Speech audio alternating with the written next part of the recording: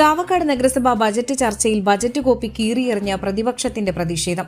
നഗരസഭാ budget ജനവിരുദ്ധമാണെന്ന് ആരോപിച്ചായിരുന്നു budget ചർച്ചയിൽ പ്രതിപക്ഷം ബജറ്റ് കോപ്പി കീറിയെറിഞ്ഞ ഇറങ്ങിപ്പോക്ക് നടത്തിയത്. ജനങ്ങളോട് പ്രതിബദ്ധതയും ആത്മാർത്ഥതയും ഉണ്ടെങ്കിൽ നിലവിലെ ബജറ്റ് പിൻവലിച്ച ജനക്ഷേമ ബജറ്റ് അവതരിപ്പിക്കണമെന്ന് പ്രതിപക്ഷ നേതാവ് CA ഗോപപ്രതാപൻ ആവശ്യപ്പെട്ടു. ഒരു ഭൂമിയിലും ഒരു പിടി നെല്ലും എന്ന് പറഞ്ഞ് നിങ്ങളാണ് KP വത്സലന്റെ സ്വർണ്ണമാണ് പുത്തങ്കടപ്പുറത്തെ മിനി ഹാർബർ. ഇവിടെ കഴിഞ്ഞ കൗൺസിലില് ഇവിടെ മത്തിക്കാൽ പാടശേഖരത്തിന്റെ സമീപത്തുള്ള പമ്പ് ഹൗസ്, ആ പമ്പ് ഹൗസിനെ കുറിച്ച് ഒരു ചർച്ച നടന്നു. ആ ചർച്ച നടന്നപ്പോൾ ഞാനന്ന് സൂചിപ്പിച്ചു, 6 വർഷമായി മത്തിക്കായൽ പാടശേഖരത്തിൽ കൃഷി നടക്കുന്നില്ല എന്ന് പറഞ്ഞു. പക്ഷെ ചെയർമാൻ അതിനെ ഖണ്ഡിച്ച് സംസാരിച്ചു. മത്തിക്കായൽ പാടശേഖരത്തിൽ കൃഷി നടക്കുന്നുണ്ടെന്ന് പറഞ്ഞു. ചെയർമാൻ ഒന്നും കൂടി കടന്നു പറഞ്ഞു, 30 ഏക്കറിലാണ് കൃഷി നടക്കുന്നതെന്ന് പറഞ്ഞു. അങ്ങനെ ഉറപ്പിച്ച് പറഞ്ഞപ്പോ ഞാൻ അതിൽ നിന്ന് പിന്മാറി. ഇന്ന് ഞാൻ മത്തിക്കായൽ പാടശേഖരം മുഴുവൻ ഇന്ന് രാവിലെ സന്ദർശിച്ചു. ഞാൻ സന്ദർശിക്കുന്നത് മുൻ ചെയർമാൻ ബഹുമാനായ MR രാധാകൃഷ്ണൻ കണ്ടിട്ടുണ്ട്. അവിടെ എവിടെയാണ് 30 ഏക്കറിൽ കൃഷി?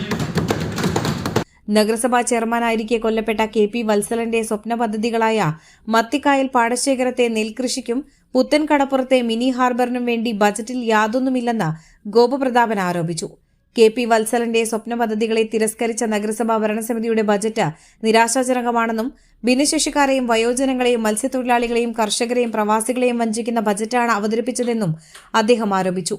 മുദ്രാവാക്യം വിളിച്ച പ്രതിപക്ഷാംഗങ്ങൾ ഇറങ്ങിപ്പോയതിനു പിന്നാലെ vice chairperson Binsy Santhosh budget അംഗീകരിച്ചതായി പ്രഖ്യാപിച്ചു.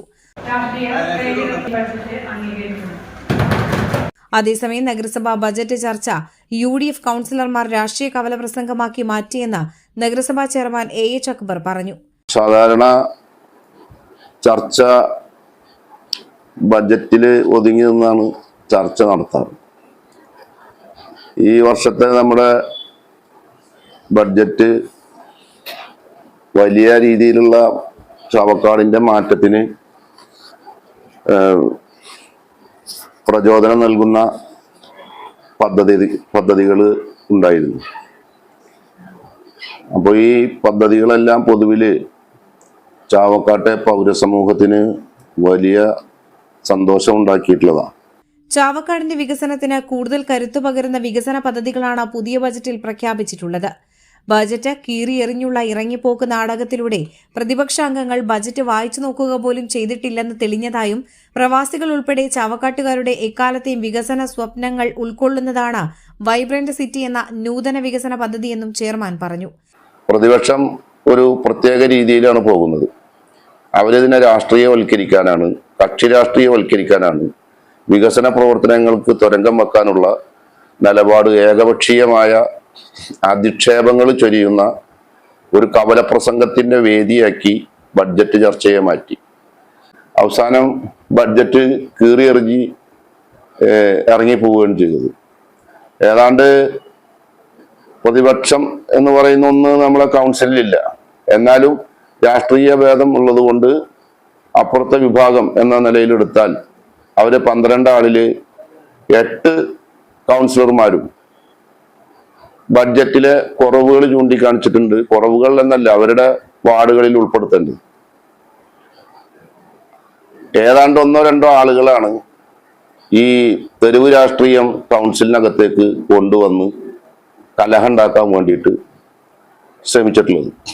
കൗൺസിലർമാര് അവരെ വാർഡുകളിലെയും മുനിസിപ്പാലിറ്റി പൊതുവായി ചെയ്യേണ്ട കാര്യങ്ങൾ എഴുതി തരാൻ പറഞ്ഞിട്ട് ഈ പറയുന്ന ആളുകളാരും ഒരു പദ്ധതിയും പോലും എഴുതി തന്നിട്ടില്ല. അവനവന്റെ വാർഡിലെ റോഡും തെരുവുകളക്കും താനേ നിർമ്മിക്കുക എന്നല്ലാതെ വേറൊന്നും എഴുതി തന്നിട്ടില്ല. എഴുതി തരാത്ത കാര്യങ്ങൾ അടക്കം കൊണ്ടൊന്ന് ഉന്നയിച്ചു. അപ്പോൾ വളരെ മോശമായിട്ടുള്ളൊരു സ്ഥിതിയാണ് ഇന്ന് കൗൺസിലുണ്ടായത്. അത് അപലപനീയമാണ്. പ്രതിപക്ഷം ഈ നിലപാടാണ് സ്വീകരിച്ചു പോകുന്നുണ്ടെങ്കിൽ ചാവക്കാട് നഗരസഭയുടെ ഭാവി വികസനത്തിന് അത് വലിയ ഭീഷണിയായി മാറും. അത് ജനങ്ങളുടെ കൂട്ടായ്മയോടെ സഹകരണത്തോടെ നഗരസഭ ആസൂത്രണം ചെയ്തിട്ടുള്ള പദ്ധതികളൊക്കെ സമയബന്ധിതമായി പൂർത്തീകരിക്കാൻ ഒറ്റക്കെട്ടായി മുന്നോട്ട് പോകും. അതാണ് ഇതുമായി ബന്ധപ്പെട്ട് പറയാനുള്ളത്. നഗരസഭാ പദ്ധതികളെ UDF പുറംകാലുകൊണ്ട് തട്ടിത്തെറിപ്പിക്കുമെന്ന പ്രഖ്യാപനമാണ് ബജറ്റ് കീറിയെറിഞ്ഞുകൊണ്ട് നടത്തിയതെന്നും ഇത് നശീകരണ രാഷ്ട്രീയമാണെന്നും AH അക്ബർ കുറ്റപ്പെടുത്തി. ഗുരുവായൂർ മണ്ഡലത്തിലെ നാട്ടുവാർത്തകളുമായി സർക്കിൾ ലൈവ് ന്യൂസ്.